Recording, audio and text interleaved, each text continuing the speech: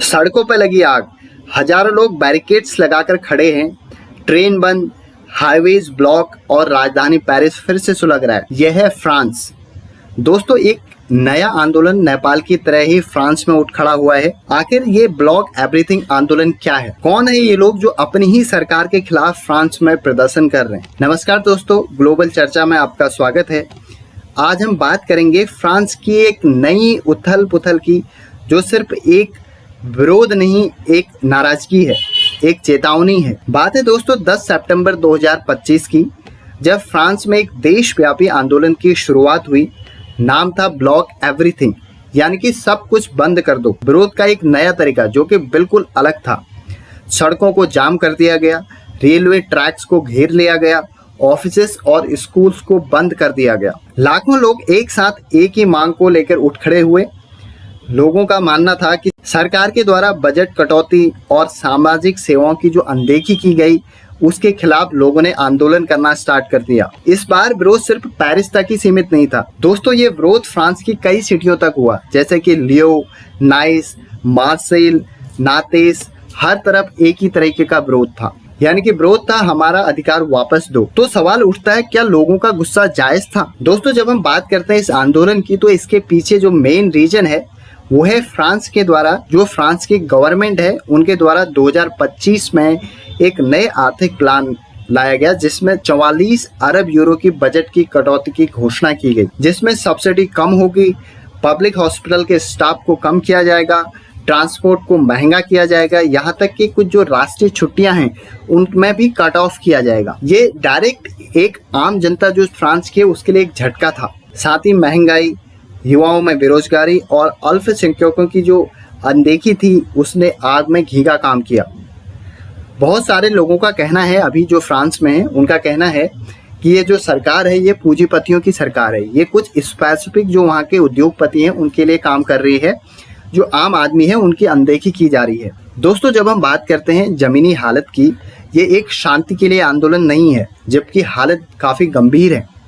सड़क पर बैरिकेड्स हैं, दर्जनों गाड़ियों को जला दिया गया है, कई जगहों पर पुलिस और प्रदर्शनकारियों में भिड़ंत हुई है, करीब 300 से ज्यादा लोगों को डिटेन किया गया है। पेरिस के जो प्रमुख स्टेशन हैं उनको खाली करवाया गया है। 80,000 से ज्यादा पुलिस पर्सनल अभी वहां पर प्रदर्शन के खिलाफ बैरिकेड्स लगा के खड़े हैं। दोस्तों, इन प्रदर्शनों का राजनीतिक असर भी दिखाई देता है।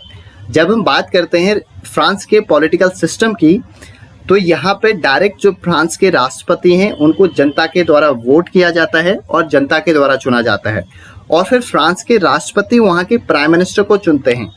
अभी जो फ्रांस के सिटिंग प्रेसिडेंट हैं इमैनुअल मैक्रो, वो डायरेक्टली वहाँ के प्राइम मिनिस्टर को इलेक्ट करते हैं। रिसेंटली फ्रांस के पार्लियामेंट में नो कॉन्फिडेंस वोट हुआ था, जिसमें जो फ्रांस के सिटिंग प्राइम मिनिस्टर थे उनको रिजाइन देना पड़ा। उसके बाद इमैनुअल मैक्रो ने फ्रांस के एक नए प्राइम मिनिस्टर सेबेस्टियन लेकॉर्नो को इलेक्ट किया। बट लोग इस बात से खफा थे। उनका कहना था कि इमैनुअल मैक्रो के जो नए प्राइम मिनिस्टर हैं वो पुरानी नीतियों की ही एक कॉपी है, क्योंकि लोग इमैनुअल मैक्रो की नीतियों से पहले से ही नाराज हैं।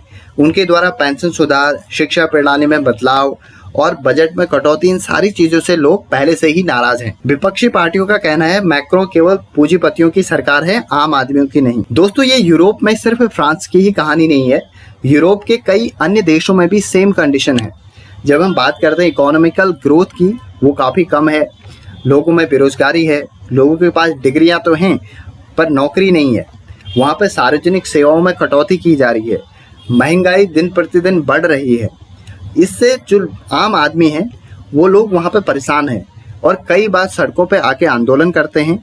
सिर्फ ये फ्रांस तक ही सीमित नहीं है, फ्रांस, जर्मनी और भी यूरोप के कई कंट्रीज हैं जहाँ पे ये बार बार आंदोलन देखने को मिलता है। दोस्तों, ब्लॉक एवरीथिंग एक आंदोलन ही नहीं, एक आक्रोश है फ्रांस की आम जनता का। ये उन बुजुर्गों की आवाज़ है जिनकी पेंशन कट कर दी गई है, ये उन नौजवानों की आवाज़ है जिनके पास डिग्री तो है पर नौकरी नहीं है। तो दोस्तों, क्या आप मानते हैं कि फ्रांस की जनता का गुस्सा जायज़ है? आप कमेंट करके बताइए।